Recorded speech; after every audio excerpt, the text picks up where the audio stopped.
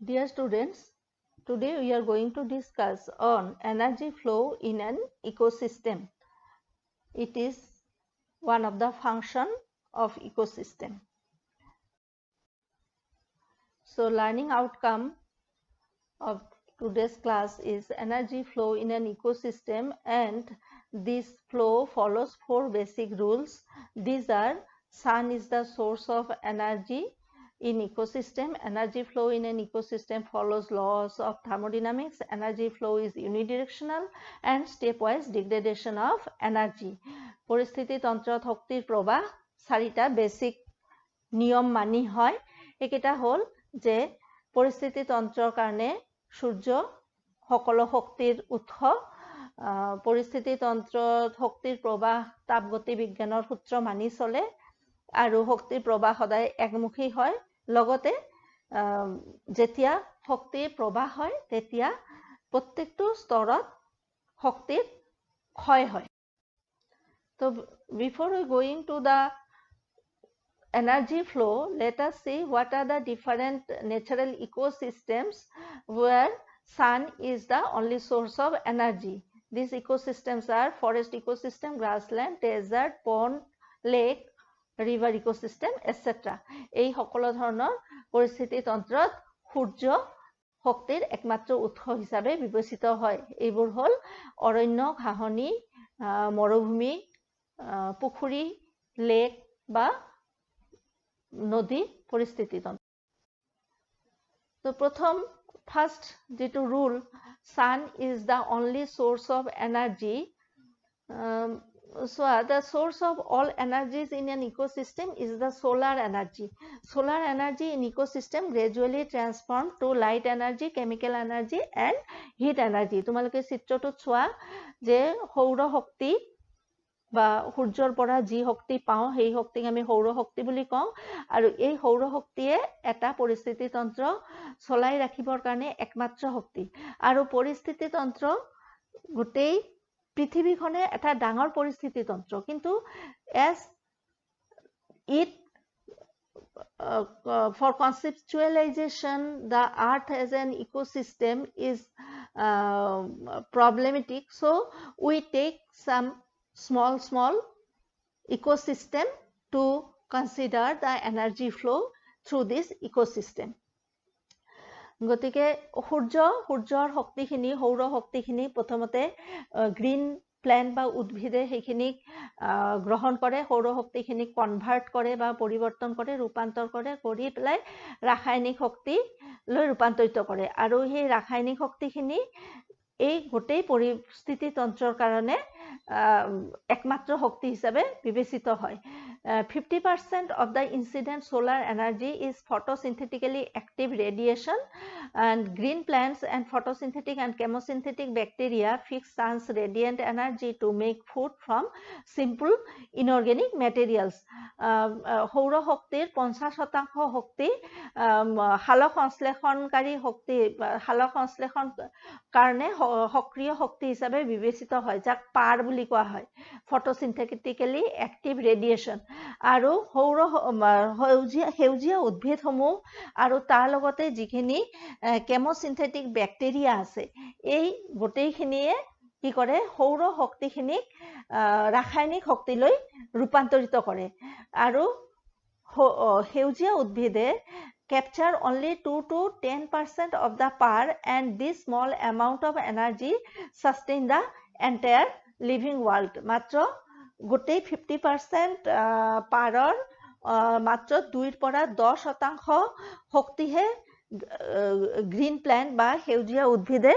গ্ৰহণ কৰিব পাৰে, আৰু সেইখিনি শক্তি এই 2 পৰা 10% যি শক্তি, এই শক্তিখিনিয়ে গোটেই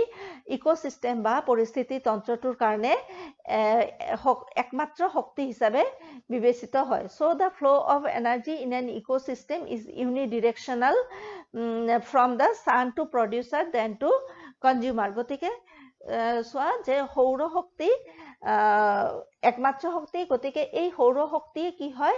বিভিন্ন স্তৰৰ মাজেদি উৎপাদক উপভোক্তা বিভিন্ন স্তৰৰ মাজেদি প্ৰবাহিত হয়। ইয়াৰ বাহিৰৰ আমাৰ সৌৰ শক্তি ব্যৱহাৰকাৰী পৰিস্থিতি তন্ত্ৰৰ বাহিৰেও আৰু এক ধৰণৰ পৰিস্থিতি তন্ত্ৰ আছে যাক ডিপ সি হাইড্ৰথাৰ্মাল ইকোসিস্টেম বুলি কোৱা হয়। এই ডিপ সি হাইড্ৰথাৰ্মাল ইকোসিস্টেম বা পৰিস্থিতি তন্ত্ৰ সাগৰৰ অতল তলিত আমি পাওঁ এক ধৰণৰ পৰিস্থিতি তন্ত্ৰ আৰু এই পৰিস্থিতি তন্ত্ৰত বিভিন্ন ধৰণৰ প্ৰাণী বসবাস কৰে। তোমালোকে চিত্ৰত চোৱা যে সাগৰৰ তলিত কিছুমান বিচ্যুতি থাকে আৰু এই বিচ্যুতিবোৰৰ মাজেদি সাগৰৰ পৃথিৱীৰ গহ্বৰৰ পৰা মেগমা মানে গলিত পদাৰ্থ লাভা জাতীয় পদাৰ্থবোৰ ওলাই আহে। গতিকে এই পৰিস্থিতি তন্ত্ৰটোত অতি বেছি উষ্ণতা অতি বেছি হয়, অতি বেছি চাপ থাকে আৰু পৃথিৱীৰ ভূগৰ্ভৰ পৰা যিবোৰ লাভা জাতীয় পদাৰ্থ ওলাই সেইবোৰ কি অতি বিষাক্ত পদাৰ্থ কিছুমান ওলাই আহে। কিন্তু কিছুমান bacteria the chemosynthetic bacteria present in the ecosystem converts these toxic minerals into usable energy through the process of chemosynthesis. কিছুমান বেক্টেৰিয়া আছে, সেই বেক্টেৰিয়া এই বিষাক্ত পদাৰ্থবোৰৰ পৰা কি কৰে তোমাৰ গ্ৰহণযোগ্য কিছুমান পদাৰ্থলৈ ৰূপান্তৰিত কৰে আৰু যিটো প্ৰক্ৰিয়াৰ দ্বাৰা ৰূপান্তৰিত কৰে সেইটো কেমোসিন্থেসিস বা ৰাসায়নিক সংশ্লেষণ বুলি আমি ক'ব পাৰো। গতিকে নেক্সট আৰু এটা ইকোসিস্টেম বা পৰিস্থিতি তন্ত্ৰ। Next is the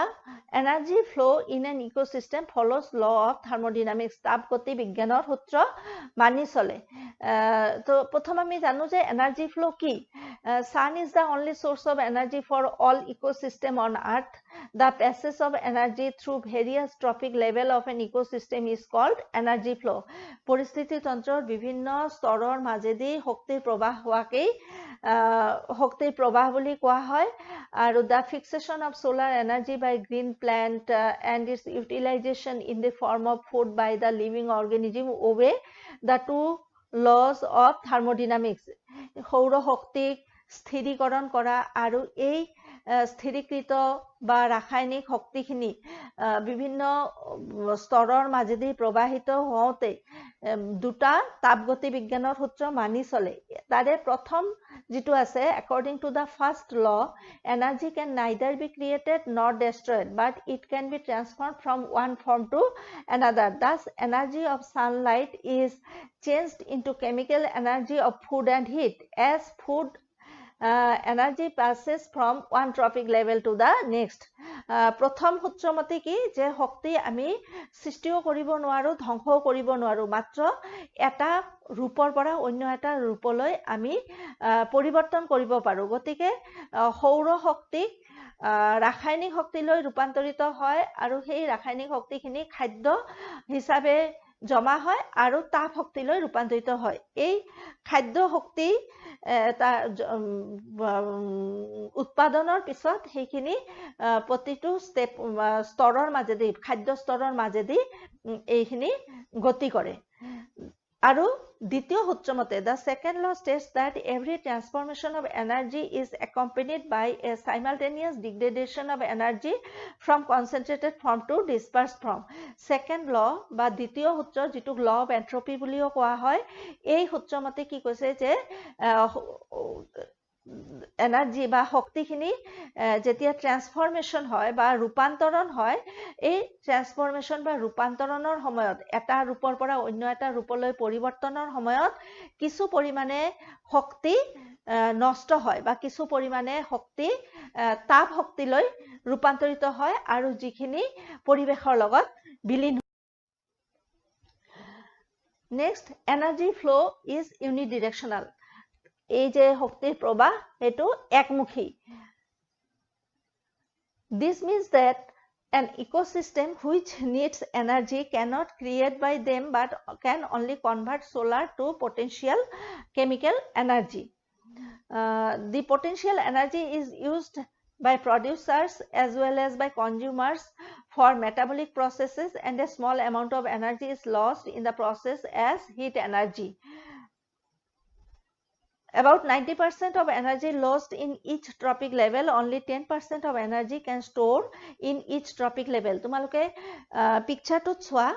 যে সোলাৰ এনাৰ্জি প্ৰথম উৎপাদক বা প্ৰডিউচাৰে লয় এই উৎপাদকে যিমানখিনি সৌৰ শক্তি আহৰণ কৰে সেইখিনি হ'ল গ্ৰছ প্ৰাইমাৰী প্ৰডাকশ্যন বা সৰ্বমুঠ আহৰিত শক্তি আৰু এই সৰ্বমুঠ আহৰিত শক্তিৰ কিছু পৰিমাণে শক্তি সেই উদ্ভিদখিনি নিজৰ শৰীৰতত্ত্বিক ক্ৰিয়া বিপাকীয় ক্ৰিয়াৰ কাৰণে ব্যৱহাৰ কৰে হাতৰ বৃদ্ধি প্ৰজনন ইত্যাদিৰ কাৰণে ব্যৱহাৰ কৰে আৰু এই কাৰ্যৰ কাৰণে কিছু পৰিমাণে শক্তি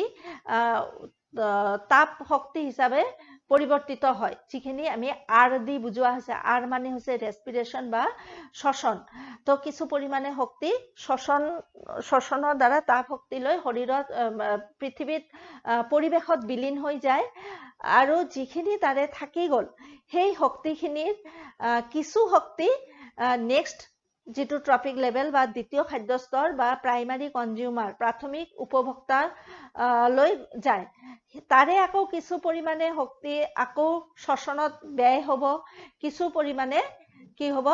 সেকেন্ডাৰী কনজিউমাৰ বা দ্বিতীয় শ্ৰেণীৰ উপভোক্তালৈ যাব তেনেকৈ তৃতীয় শ্ৰেণীৰ উপভোক্তা এই দ্বিতীয় শ্ৰেণীৰ উপভোক্তা আৰু তৃতীয় শ্ৰেণীৰ উপভোক্তাবোৰ কি এইবোৰ মাংসভোজী প্ৰাণী আৰু এই সকলোবোৰ প্ৰাণী যেতিয়া মৰিব সেই ডেড বডিবোৰক আকৌ কি কৰিব ডিকম্পোজাৰ বা বিয়োজকবোৰে সেইবোৰৰ ওপৰত ক্ৰিয়া কৰি তাৰ ভিতৰত সেই ডেড বডিবোৰৰ ভিতৰত যি শক্তি এনট্ৰেপড বা আবদ্ধ হৈ আছিল সেইখিনি পৰিৱেশৰ বুকুত বিলীন কৰি দিব আৰু যিখিনি ৰ মেটেৰিয়েলছ বা খনিজ পদাৰ্থ যিখিনি শৰীৰৰ ভিতৰত আবদ্ধ হৈ আছিল কাৰ্বন নাইট্ৰজেন নিউক্লিক এচিড ইত্যাদি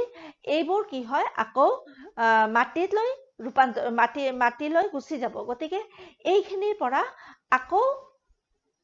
নতুন এটা চক্ৰ আৰম্ভ হ'ব গতিকে এই গোটেই প্ৰসেসটোত দেখা গৈছে যে 90% এনাৰ্জি প্ৰত্যেকটো স্তৰত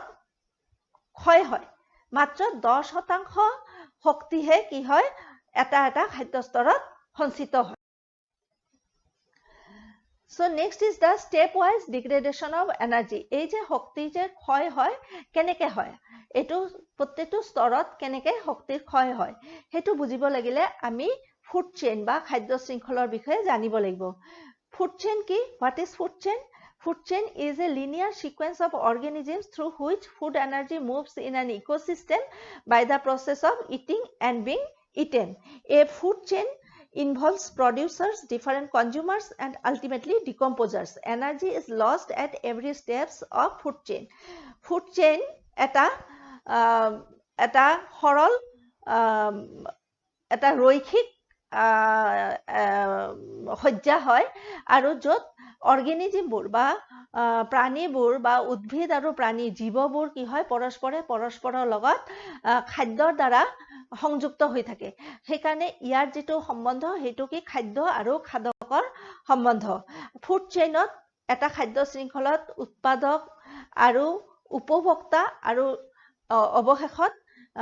বিয়োজক এই গোটেইবোৰ প্ৰাণী লিংক আপ বা সংলগ্ন হৈ থাকে আৰু প্ৰতিটো স্তৰত খাদ্যৰ প্ৰতিটো স্তৰত কিছু পৰিমাণে শক্তিৰ বিনিষ্ট হয় ইয়াত দুটা ডায়াগ্ৰাম দিয়া আছে চাই লোৱা যে এটা হল তোমাৰ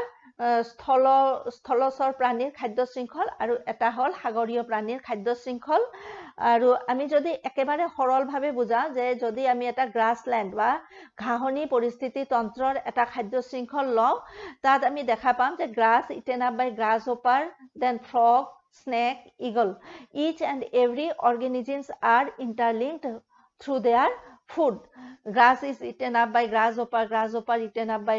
frog eaten up by snake eaten up by eagle so it is a simple form of linear arrangement এটা ৰৈখিক সজ্জা য'ত প্ৰত্যেকটো প্ৰাণীয়ে প্ৰত্যেকটো জীৱৰ লগত খাদ্য আৰু খাদকৰ সম্বন্ধ দ্বাৰা জড়িত হৈ আছে food chain can be divided into two types grazing food chain and detritus food chain খাদ্য শৃংখলক আমি প্ৰধানকৈ দুটা ভাগত ভাগ কৰোঁ এটা হ'ল চৰণীয়া খাদ্য শৃংখল আৰু আনটো হ'ল মৃতজীৱী খাদ্য শৃংখল Let us first see the grazing food chain চৰণীয়া খাদ্য শৃংখল যাক আমি abbreviation GFC বুলি কওঁ It is the common type of food chain which is composed of producers, consumers and decomposers. Both aquatic and terrestrial ecosystem exhibit grazing food chain. This is also known as predator-prey food chain. একেবাৰে common বা সাধাৰণতে দেখা যোৱা খাদ্য শৃংখল আমাৰ স্থল আৰু পানী দুও ধৰণৰ পৰিস্থিতি তন্ত্ৰতে আমি গ্ৰেজিং বা চৰণীয়া খাদ্য শৃংখল পাব পাৰো ইয়াক প্ৰিডেটৰ প্ৰে বা খাদ্য খাদক খাদ্য শৃংখল বুলিও কোৱা হয় আমি প্ৰথম চাও এটা একুৱেটিক ইকোসিস্টেম যেনে ধৰা এটা পণ্ড বা ৰিভাৰত কেনেকুৱা ধৰণৰ খাদ্য শৃংখল হ'ব পাৰে তো পণ্ড বা ৰিভাৰত কি থাকে যি উৎপাদক হিচাপে তাত প্ৰধানতঃ থাকে ফাইটোপ্লাংকটন বা উদ্ভিদ প্লাৱক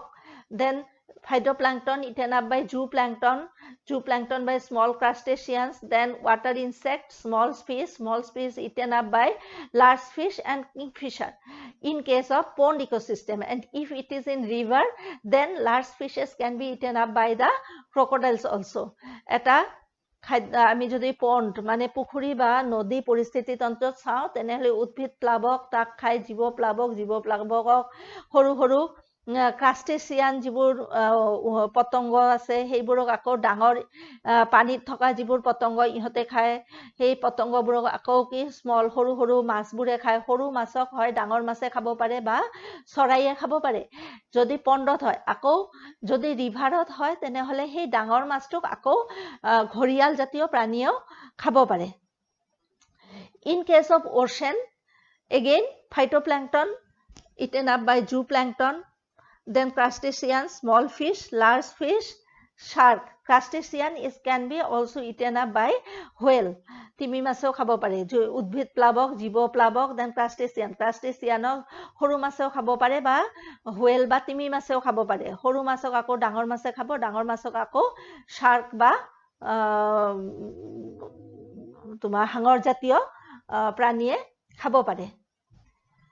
In case of forest, আমি যদি অৰণ্য পৰিস্থিতি তন্ত্ৰত চাও তেনেহলে green plant eaten up by deer eaten up by tiger সেউজীয়া উদ্ভিদ হৰিণ তাৰ পিছত বাঘ বা সিংহ ইত্যাদি Another food chain which is present is the parasitic food chain It terminates at the level of parasite and it can be seen as example grass eaten up by cattle eaten up by pneumococcus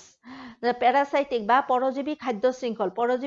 শৃংখল সদায় গৈ পৰজীৱীত শেষ পায় উদাহৰণ স্বৰূপে আমি ক'ব পাৰো যে ঘাঁহক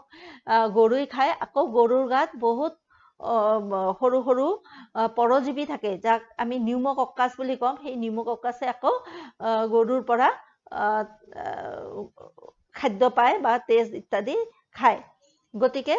আমি এটো গল আমাৰ পৰজীৱী শৃংখল next is the detritus food chain মৃতজীৱী খাদ্য শৃংখল it is a food chain supported by dead organic matter detritus eaten up by three types of detritus feeders such as scavengers detritivores and decomposers decomposers are preyed upon by small animals which in turn are eaten up by large animal তো detritus food chain ত কি হয় ইয়াত প্ৰথম dead organic matter মৃত পদাৰ্থ মৃত জৈৱিক পদাৰ্থৰ পৰা ইয়াৰ শৃংখল আৰম্ভ হয় মৃত জৈৱিক পদাৰ্থবোৰক তিনি ধৰণৰ প্ৰাণীয়ে খাব পাৰে স্কেভেঞ্জাৰ্স যেনে তোমাৰ কাউৰী বা শগুন ইত্যাদি প্ৰাণীবোৰে মৃত জীৱ জন্তু ইত্যাদিবোৰক খাই তাক ডাঙৰ ডাঙৰ টুকুৰালৈ ৰূপান্তৰিত কৰে সেইবোৰক আকৌ ডেট্ৰিভোৰছে খায় ডেট্ৰিভোৰ মানে হৈছে তোমাৰ টাৰ্মাইট মেলিপিডছ আৰ্থৱাৰ্মছ বেক্টেৰিয়া আৰ্থৱাৰ্মছ বিটলছ এটসেট্ৰা যেনে উই পৰুৱা তাৰ পিছত মেলিপিড কেঁচু বা কিছুমান বিটিল জাতীয় যিবোৰ পোক আছে সেইবোৰ ইহতে আকৌ স্কেভেঞ্জাৰে খোৱাৰ পিছত যিখিনি থাকি যায় সেইখিনি এইবোৰ প্ৰাণীয়ে খায় ইহতি খাই পেলোৱাৰ পিছত অতি ক্ষুদ্ৰ অংশ যিবোৰ ৰৈ যায় সেইবোৰৰ ওপৰত ডিকম্পোজাৰ যেনে তোমাৰ ব্যাক্টেৰিয়া হ'ব পাৰে এক্টিনোমাইসিটিছ হ'ব পাৰে ফাঞ্জি বা ভেকুৰ হ'ব পাৰে এইবোৰে তাৰ ওপৰত ক্ৰিয়া কৰে গতিকে ডিকম্পোজাৰ্ছ বোৰ আকৌ কোনে খায় ডিকম্পোজাৰবোৰক এইবাৰ সৰু সৰু কিছুমান প্ৰাণীয়ে খায় সেই সৰু প্ৰাণীবোৰক আকৌ কিছুমান ডাঙৰ প্ৰাণীয়ে খায় উদাহৰণ এটা চোৱা যদি আমি টেৰিষ্ট্ৰিয়াল ডেট্ৰিটাছ ফুড চেইন চাওঁ তেনেহ'লে ডেট্ৰিটাছক খাব কেঁচুই কেঁচু স্পেৰো বা ঘৰচিৰিকাক আকৌ ফেলকন বা চৰাই ইত্যাদিবোৰে খাব পাৰে ঠিক তেনেকৈ মেংগ্ৰোভ ভেজিটেশ্যনৰ ক্ষেত্ৰত ডেট্ৰিটাছ বোৰ আৰ ইটেন আপ বাই ডেট্ৰিভৰ বহুত ধৰণৰ আছে মেংগ্ৰোভ ভেজিটেশ্যন ক'ত থাকে মেংগ্ৰোভ ইক'চিষ্টেমটো পায় মোহনা অঞ্চলত য'ত সাগৰ আৰু নদীৰ যি সংগমস্থল সেই মোহনা অঞ্চলত এই মেংগ্ৰোভ ইক'চিষ্টেমবোৰ পায় আৰু তাত কি হয় এই ফলেন লিভছ যিবোৰ গেলা পচা পাত ইত্যাদি থাকে সেইবোৰক ডেট্ৰিবোৰে খায় ডেট্ৰিবোৰ বিভিন্ন ধৰণৰ তাত বিভিন্ন ধৰণৰ ডেট্ৰিবোৰ আমি পাওঁ যেনে কেকৰা হ'ব পাৰে নিমাটোড মলাস্ক এইবোৰ ইহঁতক আকৌ স্মল ফিছে খায় স্মল ফিছক large fish then large fish is again eaten up by shark is eaten up by human etc. So more energy flows through detritus food chain than in any other type of food chain গতিকে আমি ক'ব পাৰো যে মৃতজীৱী খাদ্য শৃংখলত যিকোনো খাদ্য শৃংখলতকৈ অধিক পৰিমাণে শক্তিৰ প্ৰবাহ হয় মানে তোমাৰ গ্ৰেজিং চৰণীয়া খাদ্য শৃংখল বা পৰজীৱী খাদ্য শৃংখলতকৈ মৃতজীৱী খাদ্য শৃংখলত শক্তিৰ প্ৰবাহ বেছি হয় Then food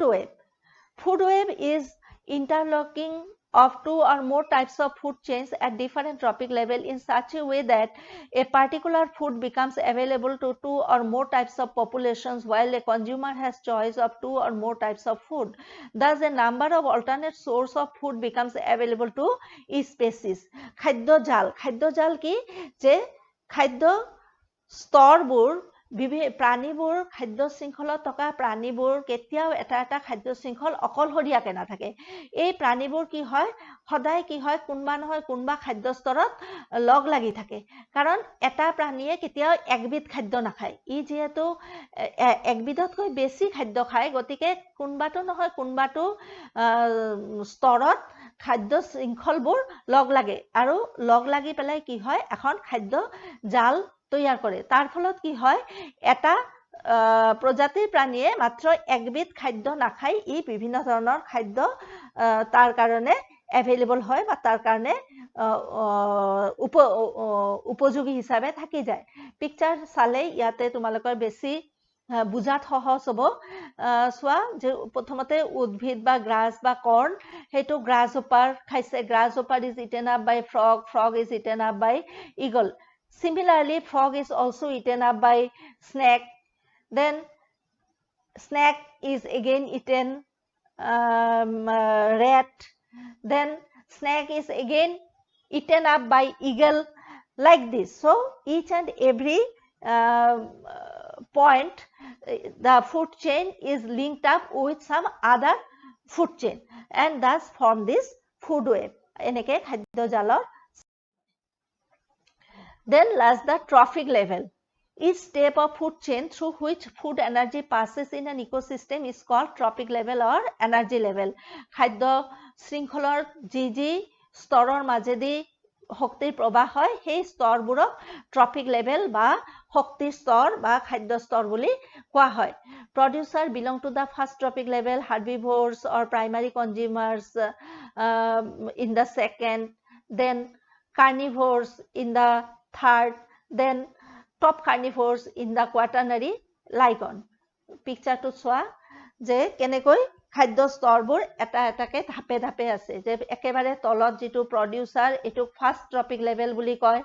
তাৰ পিছত প্ৰাইমাৰী কনজিউমাৰ হাৰ্বিভোৰ বা তৃণভোজী প্ৰাণী এটো তোমাৰ